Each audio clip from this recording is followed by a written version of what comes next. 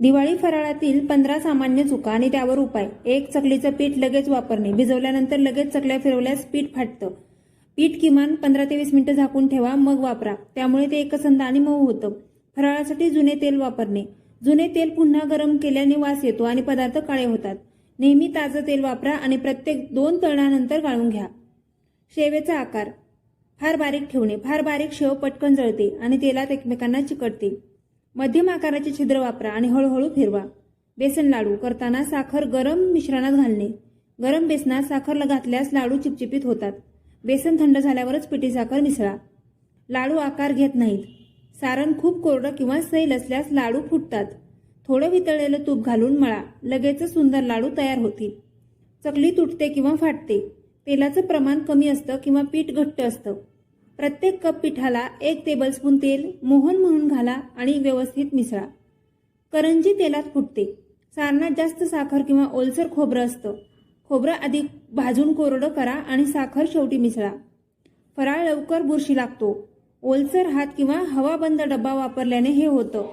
फराळ नेहमी हवेशीर ठिकाणी ठेवा आणि झाकण उघडं ठेवून थंड झाल्यावरच बंद करा. शेव आणि चकली एकाच तेलात तळणं वेगवेगळ्या मसाल्यामुळे चव मिसळते. गोड, खारट आणि तिखट पदार्थांसाठी तेल वेगळं ठेवा. फराळ करताना गडबड करणे. एका वेळी 2 पदार्थ तळल्यानं तापमान बिघडतं. प्रत्येक पदार्थावर लक्ष केंद्रित करा. एक पूर्ण झाल्यावरच पुढचा सुरू करा. साखरेच्या पाकात लिंबू न घालणं. लिंबू न घातल्यास साखर पुन्हा स्फटिकासारखी होते. पाक बनवताना 1-2 थेंब लिंबूचा रस घाला. पाक पारदर्शक आणि टिकाऊ राहतो. लाडू बनवताना बेसन कमी भाजणं. अर्धवट भाजलेलं बेसन तोंडाला चिकटतं आणि वास येतो.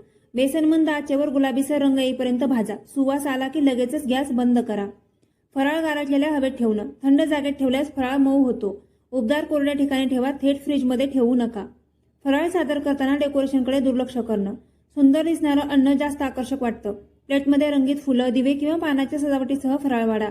दिवाळीच्या दिवशी सर्व फराळ एकाच वेळी वाढणे. सगळे एकत्र दिल्यास कोणी काय खाल्लं ते लक्षात राहत नाही.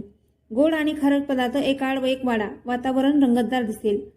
अतिरिक्त फराळ करताना घरात सुगंध राहावा म्हणून लिंबाची साल आणि थोडं वेलदोडा पावडर कोरड्या पॅनमध्ये हलक्या भाजून ठेवा. याने घरभर दिवाळीचा सुगंध दरवळेल. धन्यवाद आणि दिवाळीच्या खूप खूप साऱ्या शुभेच्छा.